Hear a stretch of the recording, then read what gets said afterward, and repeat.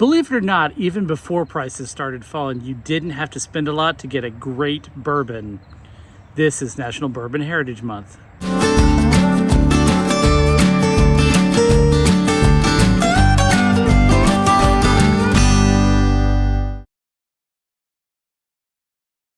Hey, Whiskey Outpost, it's Chris, and that's right, it is National Bourbon Heritage Month. I'm going to drink 30 pours for 30 days. And today we're going to talk about a pour I consider to be part of the best value that you can find anywhere on the shelf. This is a bourbon I can find reliably and get just about anywhere I look for less than $30. And it is something that I would drink even if it cost more. There were actually several contenders for this category. Especially given the state of the bourbon economy right now, Buffalo Trace would have adequately and perhaps amazingly filled this gap, but no. I am on record as having said Wild Turkey 101, woo, that right there, and my super gross label, I don't know what happened to it. I think another bottle probably cracked next to it. That's what we're going to say.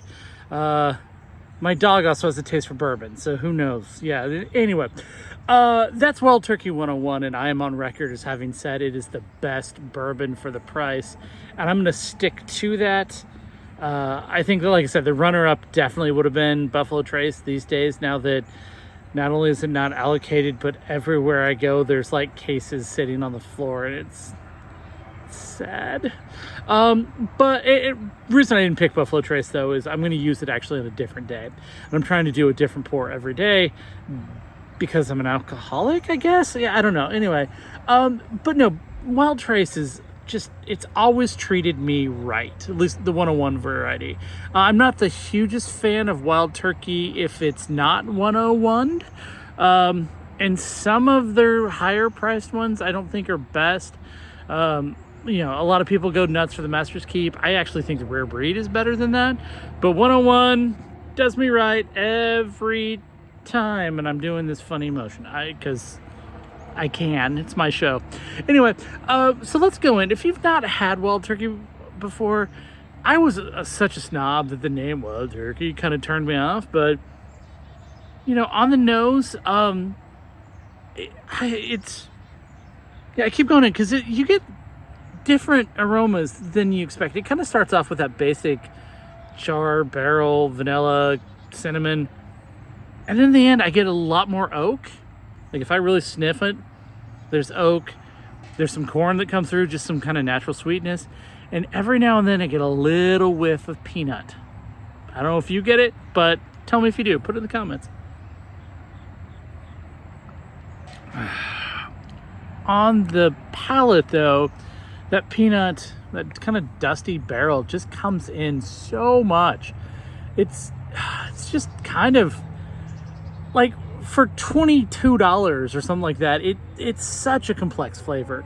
There's a lot less of the kind of baking spices on the palate than on the aroma, but I mean, it definitely still has that kind of bourbony, you know, taste to it. There's some caramel, the corn stays with you, but that peanut, that dusty barrel, kind of musty Wild Turkey-ness just hits you right on the palate, and that flavor actually is super divisive. There's a lot of people that just won't touch Wild Turkey because they taste that, and if that's you, I get it. Because it is a distinctive flavor, but I just love it. I just absolutely enjoy this. When I do bourbon tasting competitions sometimes, this is the palate resetter that I use because I know it's proof and I know it's flavor, and it kind of gets my palate set. I almost did this as my daily drinker, but just it hasn't been recently. I've been drinking Heaven's Hill, but it's no sin against Wild Turkey. I just, you know, I've got a rotation going. I think it's great. And if you're not into it, get into it. Seriously, I looked up the price in my area. Target has it for $23. That's an amazing price. I love it. So, I think the Russells, if this is National Bourbon Heritage Month, Jimmy Russell and his family are super tied into bourbon heritage, and one day he's not going to be with us anymore. So if you have any inclination to get to Wild Turkey, go get a bottle signed by him. I've tried. He doesn't like me, I guess. I don't know. He chooses not to show up when I do, but the Wild Turkey Distillery is in a beautiful area. And yeah, I mean, I just think overall Wild Turkey should have its place on everybody's shelf. That's my story, and I'm going to stick to it. Anyway, this video's gone a little bit longer than I want it to be, so happy National Bourbon Heritage Month. You know, like, subscribe, do all that fun stuff. Let me know what you think. Tell me if you like the Wild Turkey Funk or not, and I will see you next time.